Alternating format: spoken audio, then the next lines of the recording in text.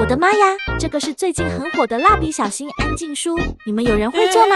据说在班里要是有一本，就会成为最靓的仔，被同学们羡慕。这个蜡笔小新安静书最近这么火的吗？还有好几万的点赞啊！那我也要做一本。立马安排。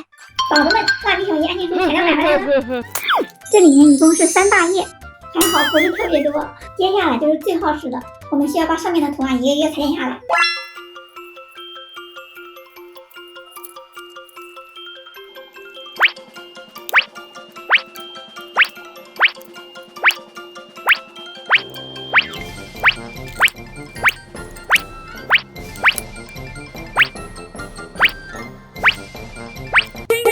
剪好了，这个3张纸用了将近2个小时。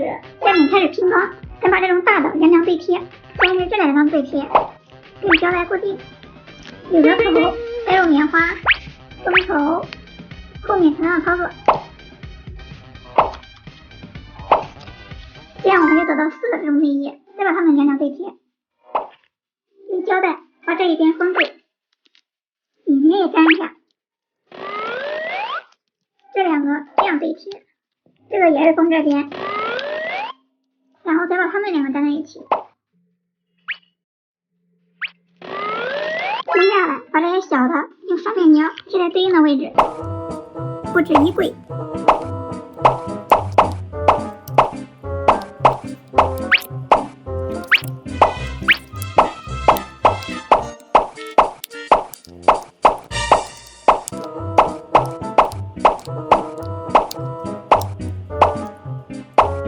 终于做完了，大家看看蜡笔小新的家，欢迎来到我的家。哎呀，刚睡醒，起床了。